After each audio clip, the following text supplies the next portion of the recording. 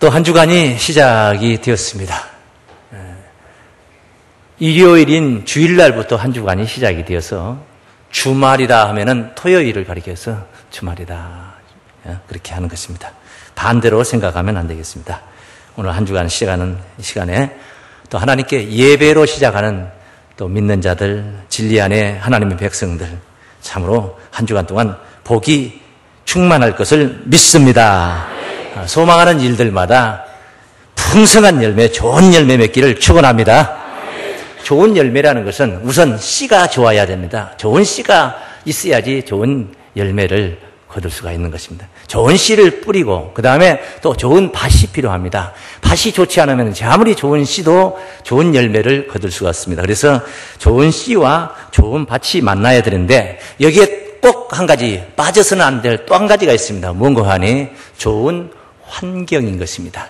좋은 환경이 주어져야만이 좋은 씨가 좋은 밭에서 좋은 열매로 결실을 이룰 수가 있는 줄로 믿습니다. 좋은 환경.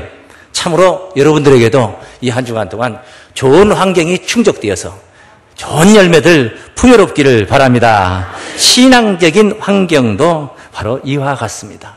신앙이 그런 거예요. 그냥 예수 집에서 믿으면 돼요. 얼마나 좋은 씨입니까? 석가를 믿는 게 아니에요. 마호메트 믿는 게 아닙니다. 공자를 믿는 게 아닙니다. 예수를 믿는 것입니다. 길이요 진리요 생명 되신 예수를 집에 앉아서 믿지 뭐하고 여기까지 차비 들여서 오셨냐고요. 그냥 믿으면 되는 건데 그냥 집에서 기도하고 집에서 혼자 예배 드리지 왜 오느냐고요. 오늘 이렇게 함께 모여있는 이 어우러짐도 좋은 환경인 줄로 믿습니다. 또한 또 먼저 깨달은 목자가 여기 서서 여러분들에게 은혜와 감동이 될 만한 말씀으로 여러분들에게 설교의 말씀이 또 전해진다면 이것 또한 좋은 환경이 되는 줄로 믿습니다. 그래서 이런 과정, 이런 환경 속에서 감동을 받고 또 가르침을 받고 이런 등등등등 바로 보고 듣는 그런 은혜로 우리의 신앙이 성장을 하는 것입니다. 사람이 성장할 때에 그냥 아무렇게나 막 주워 먹는다고 해서 성장을 하는 게 아니에요. 영양식을 해야 되는 것입니다. 좋은 음식을 먹어야 되는 거야. 좋은 음식을 먹어서 그냥 영양 실조가 되지 않고 필요 적절한 그런 양분을 섭취해서 몸의 기능을 활성화시켜야 되는 것이 되겠죠. 또한 영혼의 세계도 마찬가지예요. 좋은 가정에서 좋은 가정 교육을 받고 좋은 부모님 밑에서 가정 교육을 충실히 잘 받고 그 다음에 좋은 학교를 다니면서 선생님으로부터 가르침을 받고 사회생활 속에서 또한 좋은 활동을 하면서 그리고 교회생활 속에서 좋은 신앙심을 가지면서 영혼의 세계가 그렇게 건강하게 세워지는 것입니다. 오늘 이 시간 아침 시간에 충실하게 우리가 한 끼를 또 때운 것처럼 오늘 한 주간 동안에 있어질 우리들의 생활상에 앞서 달려가며 우리를 인도해 주신 바로 등불의 말씀에 큰 깨달음이 있기를 바랍니다. 자, 좋은 환경이 필요하다 해서 오늘 제목을 구름과 목자 이렇게 정했습니다. 환경이 좋아야 충실한 열매를 맺을 수 있다. 한번 따라 하시겠습니다. 환경이 좋아야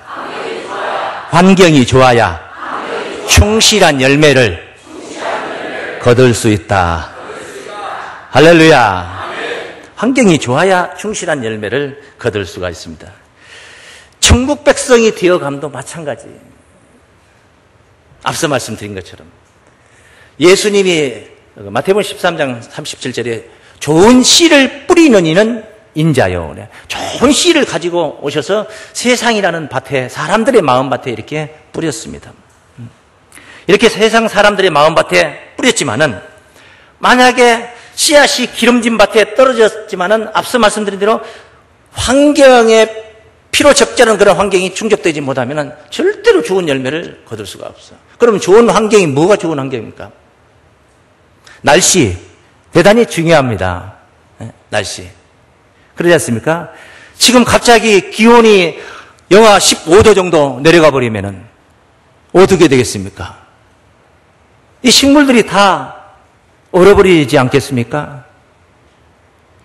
또 이렇게 뜨거운 데서 살지 않던 식물을 갑자기 이렇게 더운 날 운동장에 내서 그것을 화분을 그렇게 뜨거운 빛을 그 뜨거운 온도 속에 노출을 시켜버리면 그 대부분에 타버립니다. 그러니까 날씨, 좋은 기온 참 중요한 환경입니다. 뭐니 해도 수분이 필요합니다.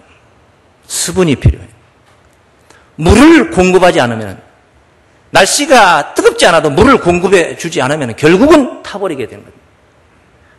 적절한 수분이 필요한 거예요. 그래서 또 물이 필요하다고 해서 계속 장마비가 내려져서 한 달이고 두 달이고 끊임없이 내린다면 그거 되겠습니까? 안 되지요.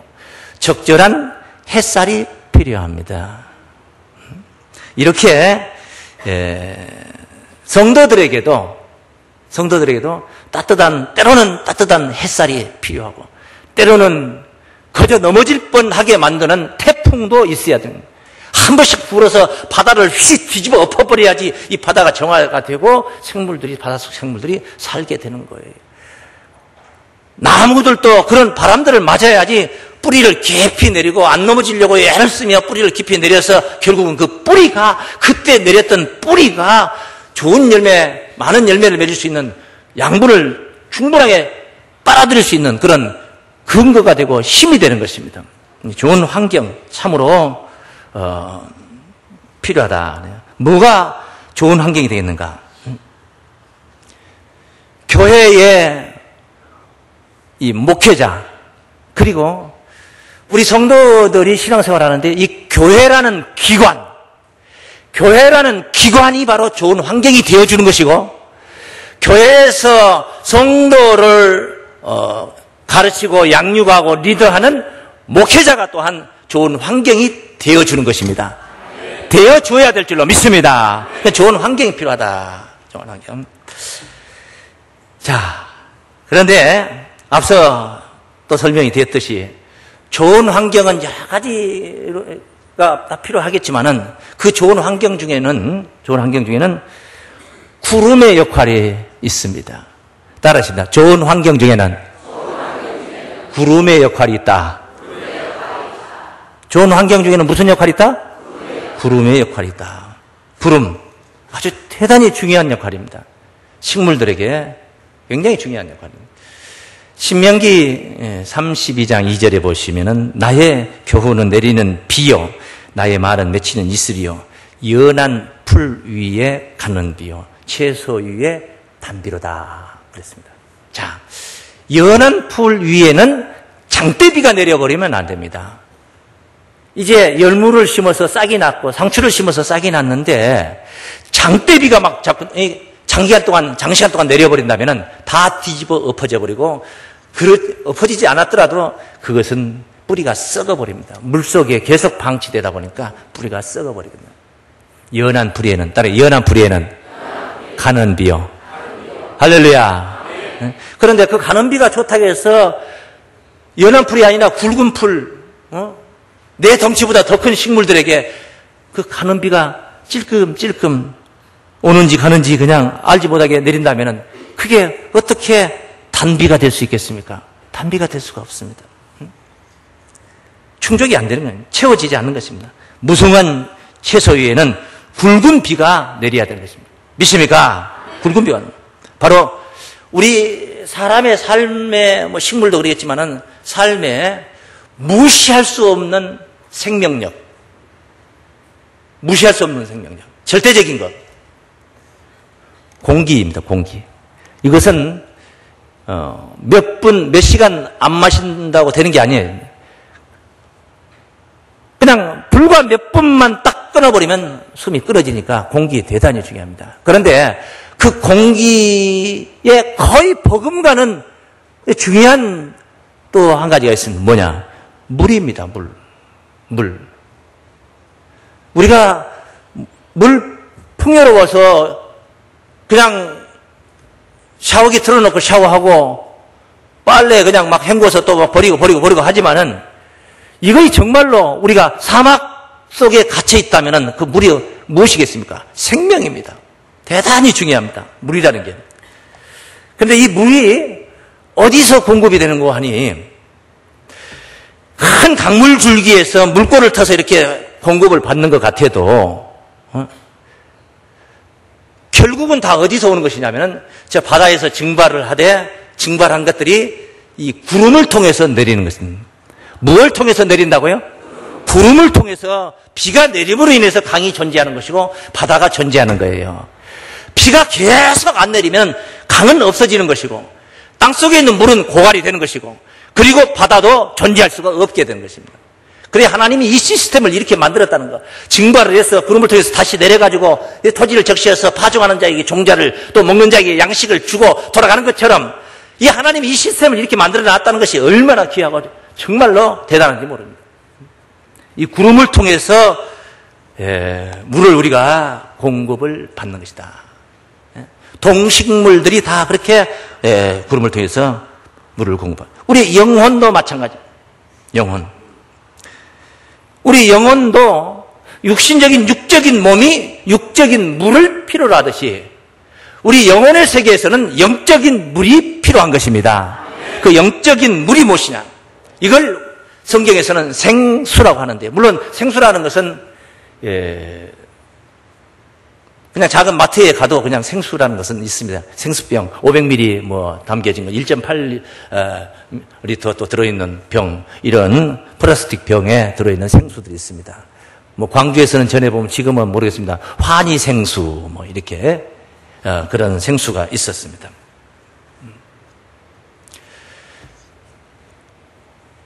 성경에 영적인 생수가 있습니다. 우리의 영혼들이 필요로 하는 그런 생수 말입니다. 이 생수의 근원이 누구냐? 하나님입니다. 예레미야 2장 13절에 보시면은 내 백성이 두 가지 악을 행하였나니 곧 생수의 근원되는 나를 버린 것과 생수의 근원이 되신 하나님을 버렸다는 거예요. 또한 스스로 웅덩이를 판 것인데 웅덩이를 스스로 팠어요. 그런데 문제는 그것을 저축할 수 없는, 그것을 저장할 수 없는 터진 웅덩이를 파더라. 우물가에 물을 길러러 왔는데 아낙네가 물을 길러러 동이를 하나 이고 왔는데 딱 내리는 거 보니까 위에서 밑으로 터진 웅덩이, 떡시루에 떡시루, 구멍 뻥뻥뻥뻥 나 있는 떡시루. 콩나물이나 기를 때 쓰는 것이지 물을 우물가에서 길러 오는데 그 터진 웅덩이를 가지고 왔다면 그건 저축할 수 없는 웅덩이 그러신 것입니다. 이것을 성경에 첫째 생수의 근원 되신 하나님을 버림과 두 번째 터진 웅덩이를 가진 그런 판자, 바로 두 가지 악으로 표현했습니다.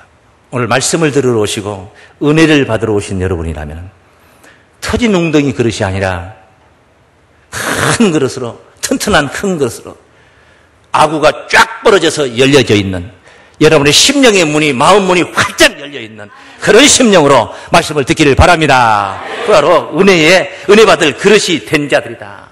예수께서 사마리아 여자를 만났을 때 수가성 우물가에서 네가 내게 주는 물은 먹어도 다시 목이 마르지만은 내가 네게 주는 물은 영원히 목마르지 않고 그 속에서 영생하도록 솟아나는 샘물이 되리라. 생수인 줄로 믿습니다. 생명의 생수요. 살아있는 물이 돼 살려줄 수 있는 물이기 때문에 생수예요. 그게. 그것을 마시는 자마다 그 영혼이 살아나는 역사가 있으니까 바로 그게 생수라 이렇게 말씀을 드릴 수 있습니다. 동네에 좋은 우물이 있는 마을 사람들, 그 복입니다. 복이에요. 이게 우리 고장에서 저 넘어가면은 온천 마을이 있습니다.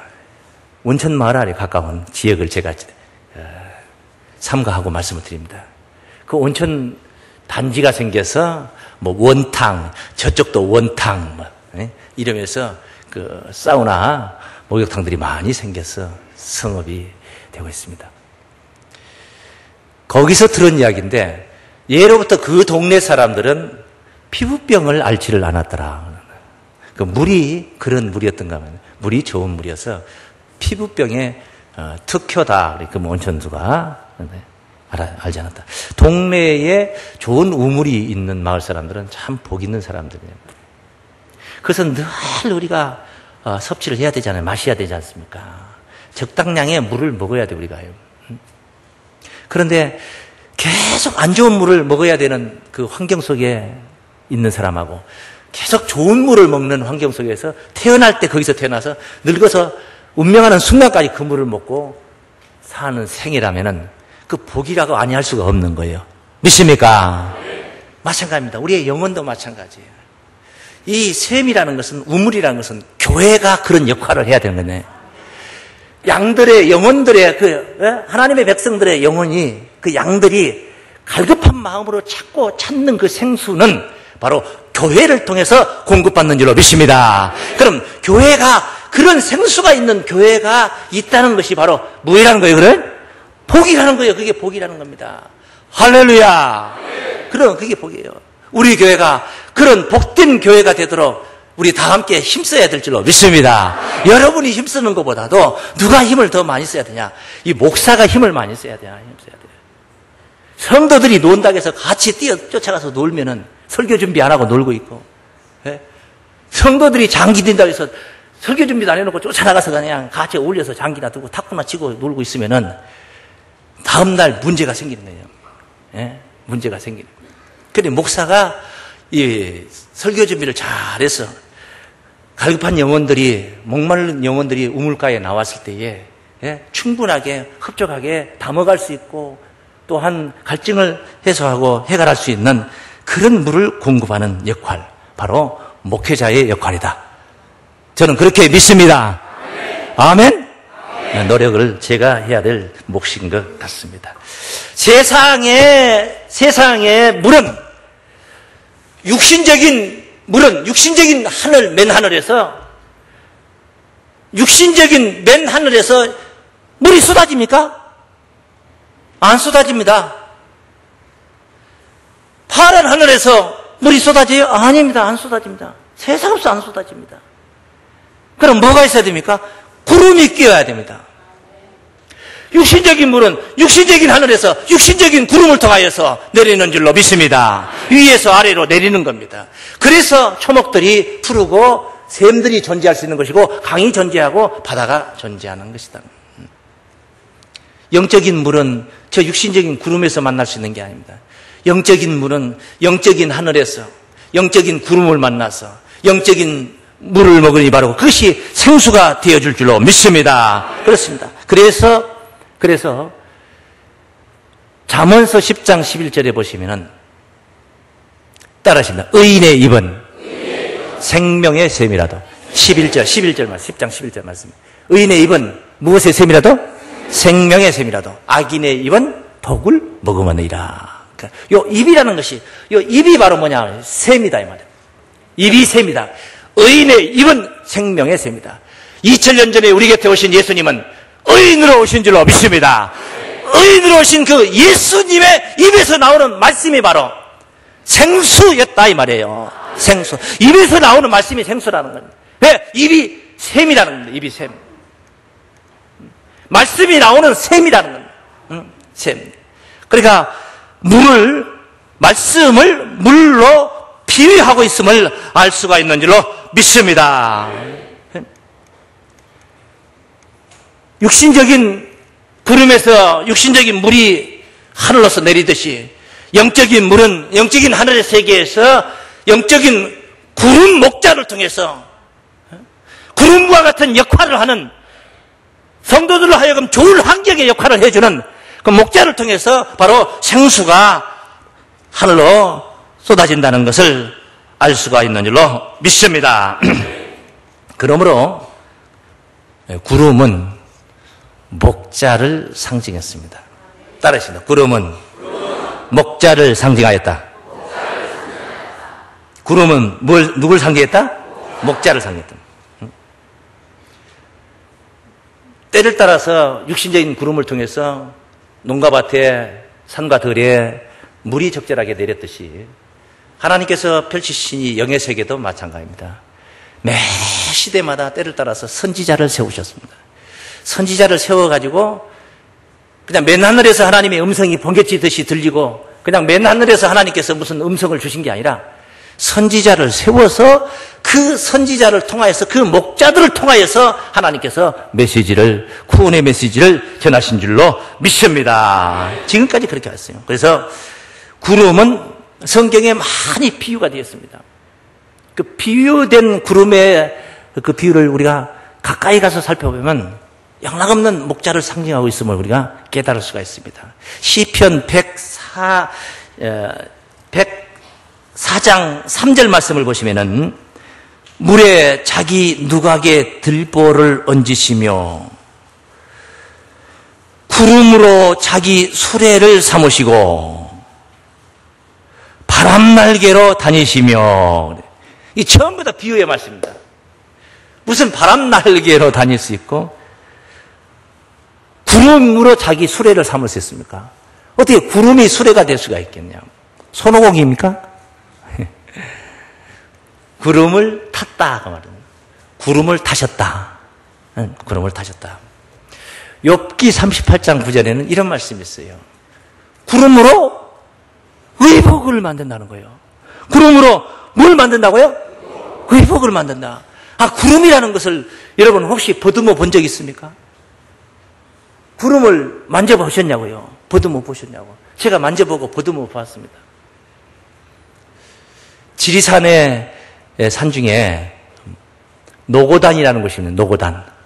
성삼제에서 걸어서 올라가는 등산로를 타고 올라가는 한참 올라가면 노고단이 있는, 우리 성도님들과 함께 노고단에 한번 등산을 한 적이 있습니다. 그날 때 맞춰서 구름이 엄청 꼈습니다. 아래에서는 구름이 없었는데 위에 올라가니까 구름이 꼈어요. 바람도 상당히 거세게 부는데 구름이 끼어 있어요. 온통 구름입니다. 한마디로 구름 속에 들어간 것입니다. 5m 앞이 안 보입니다. 가시거리가 그렇게 짧아요. 구름 속에 완전히 들어갔습니다. 막 구름을 잡아보기도 하고 그냥 구름을 때려보기도 하고. 한마디로 안개입니다. 안개. 그냥 안개다, 짙은 안개다 이렇게 생각하시면 되는 거예요. 이 구름이 물을 머금고 있느냐 아니면 물을 머금고 있지 못하느냐에 따라서 차이점이 있는 거예요. 굉장한 차이를 가지고 있습니다. 물을 머금은 구름하고 물을 머금지 못한 구름은 엄청난 차이가 있어요. 이 하늘이 잘 안 보일 때가 있습니다. 하늘이 잘 안 보여요. 해가 안 보일 때, 해가. 비유로 말하면은 시편 84장 11절에 하나님은 해요 방패시다 이렇게 비유를 하셨어요. 그래, 하나님을 해로 비유를 한다면 해가 안 보이는 날이 있어요. 낮인데 뭐 낀 날이에요? 구름이 자욱이 낀 날은 해를 보려고 해도 볼 수가 없습니다. 구름에 가려졌어요. 그런데 구름이 없어져 버리니까 해가 보이는데, 구름이 없어져야 해가 보이는데, 구름이 없어지는 방법이 두 가지 방법이 있습니다. 어떤 방법이냐? 구름이 바람에 날려서 바람이 거세게 부니까 구름이 우리 대한민국 창공에서 날아서 저쪽 중국 대륙 쪽으로나 아니면은 반대편 태평양 쪽으로 날아가서 구름이 없는 고기압의 그 기압권에 일기예보를 보니까 맑은 하늘을 이렇게 볼 수가 있고, 있을 수가 있고, 바람에 날려서 가버리는 경우가 있고, 또 한 가지는 구름이 바람을 만나니까 어디로 날아가는 게 아니라, 어디로 가버린 게 아니라 거기서 비를 쏟아버립니다. 무엇을 쏟아버린다고요? 비를 쏟아버립니다. 이게 물이 있는 구름과 물이 없는 구름의 차이점이에요. 물이 없는 구름은 바람이 불면은 날아갑니다. 가버립니다. 또 정처 없이 바람 따라 갑니다. 그런데 물을 머금고 있는 구름은 바람을 만나면은 이 입자들이, 가늘었던 입자들이, 그들이 서로 부딪히면서 뭉쳐져 가지고 빗방울이 되어서 방울이 커져서 하늘에 떠 있을 수 없는 무거움 때문에 쏟아져 내리는 거예요. 그래서 그냥 쉽게 제가 유치원생들 설명하듯이 설명해 드린 거예요. 예. 비가 내리는 거예요. 이 구름이 뭐가 돼서 내려버린 거예요? 비가 돼서 내리니까 구름이 거쳐지고 없습니다. 어디 날아가서 없는 게 아니라 다 쏟아져 버려서 없는 겁니다. 그리고 뭘 보여요? 하늘, 밝은 태양을 보여주고 있습니다. 하늘을 보여줍니다. 구름이 그런 두 가지 구름이 있습니다. 물이 있는 구름과 물이 없는 구름. 저 해를 하나님으로 비유했을진데, 물이 없는 구름은 바람을 맞으면은 도로 어딘가는 날아가서 또 그쪽 창공을 또 가리고 있습니다. 북풍을 불면 시베리아에 가서 시베리아 만주벌판에 창공을 덮을 것이고, 남쪽으로 하면은 또 일본 열도에 창공을 가릴 것이고, 동풍, 서풍, 어찌됐든 어디를 가든 물이 없는 구름은 어디를 가든 바람 따라 가서 또 그 창공을 가릴 것입니다. 하늘을 가린다는 건 그냥 육신의 구름은 육신의 하늘을 가리지만은 영적인 입장에서 볼 때는 이것이 바로 하늘나라고 또한 하늘의 태양이 하나님으로 비유가 됐다면은 이것은 보통 문제가 아닌 것입니다. 그러나 물이 있는 구름은 바람을 맞으면은, 환란을 겪으면은, 정치바람을 맞든 무슨 경제바람을 맞든 무슨 바람을 맞든 간에 바람을 맞으면은 도리어 그는 물을 내려서 비를 쏟아서 오히려 모든 산천초목 수목들에게 더 새로운 생기와 힘을 공급하게 되는 줄로 믿습니다. 이게 바로 물이 있는 구름과 물이 없는 구름, 영적인 구름도 마찬가지입니다. 목자를 구름으로 비유했을진데 물이 있는 구름과 물이 없는 구름을 이렇게 구분하고 있는 말씀을 우리가 성경에서 만날 수가 있습니다. 만날 수가 있죠. 유다서 말씀입니다. 유다서 1장 오늘 본문 말씀이었습니다. 13절까지요. 싹쓸 위하여 발람의 어그러진 길로 몰려갔으며, 발람의 길, 어그러진 길 뭡니까? 싹쓸 위해서 옳지 않음을 알고도 가는 겁니다. 하나님 가지 말라고 해도 계속 하나님께 기도하고 또 기도하고 또 기도. 한 번 해서 응답 받았으면 되지 더 기도할 필요 뭐 있냐 말이에요. 그 발락 왕이 꼬드리고 있는 그 명예 권세 부, 이것이 욕심이 나서 또 하나님 마음이 변할지 모르니까 계속 또 이래서 어그러진 길로 가다가 바로 말 못하는 짐승 나귀에게 책망을 받은 적이 있었죠. 거짓 목자를 상징하는 거예요. 발람은 거짓 선지자를 상징하는 거예요. 발람의 어그러진 길로 몰려갔으며 고라의 폐역을 좇아 멸망을 받았다. 지도자 모세를 대적해서 반역을 했던 자가 바로 고라 족속들입니다. 전부 다 하나님이 땅을 쫙 벌려가지고 고라 족속들을 모아놓고 쫙 벌려놓고 스무스하게 들어가니까 그 다음에 암하고 닫아버리는 거예요. 그래서 생매장을 시켜버렸던 거예요. 고라의 족속들. 저희는 화받을 자들이죠. 저희는 기탄 없이 너희와 함께, 이것이 문제라. 이런 자들이 기탄 없이 너희와 함께 먹으니, 곁에서 먹는다는 있다는 거예요. 문제라는 거예요. 걱정거리라는 거예요. 너희 예찬의 암초, 이 사랑스러운 잔치상에 암초요 그래요. 너희 예찬의 암초. 좋은 거예요, 나쁜 거예요? 안 좋은 거죠. 안 좋은 거죠. 예찬의 암초요. 그 뒤에 말씀 보니까 따라서 자기 몸만 기르는 목자요. 그 양들의 몸을 생각해야 되는데 자기 몸만 기르는 목자, 거짓 목자를 가리키는, 거짓 목자를. 제가 목회자 입장에서 이런 것을 밝히는 것이 부담스러운 거예요. 왜? 제 자신을 책망하는 겁니다. 너는 그러지 말라 하는 것을 제 자신, 회초리를 자꾸 지금 저를 징계를 하고 있는 거예요. 지금 잘 하려고. 제가 이런 설교를 하는 것은 잘 하려는 결단을 가지고 하는 거예요. 할렐루야. 좋은 우물이 되고자 하는 그런 각오를 가지고 있는. 저희는 기탄 없이 너희와 함께 먹는 너희 예찬의 암초요, 자기 몸만 기르는 목자요, 바람에 불려가는 벌써 여기 나오죠. 바람에 불려가는 물 없는 구름이요. 바람에 불려가는 뭐 없는 구름이요? 물 없는 구름이요. 물이 있는 구름이요, 없는 구름이요? 없으니까 바람에 불려가는 거죠. 이거 거짓 목자를 가리켰잖아요. 알지 못하는 것을 해방하는 자들, 발람에 어그러진 길을 가는 자, 싹쓸이에서 가는 자들, 그런 거짓 선지자를 갑니다. 그러나 물이 있는 구름은 비를 맞으면은 물을 쏟게 됐습니다. 그래서 물이 없는 구름을 거짓 목자라고 한 것입니다. 바꿔서 말하면 물이 있는 구름을 참 목자라는 뜻인 줄로 믿습니다. 그래, 참과 거짓을 뭘로 구분했습니까? 물이 있냐, 물이 없냐. 도대체 물이 뭐길래 그렇게 중요하길래 물이 있고 없고에 따라서 참과 거짓을 나눠요. 물은 바로 하나님의 말씀을 상징한 줄로 믿습니다. 하나님의 진리를 가진 구원의 우물이 되어 있느냐. 이사야 12장 3절에 기쁨으로 나아가 구원의 우물들에서 물을 길러라 했는데, 구원의 우물이 있어야지 물을 길르는 게 아니겠습니까?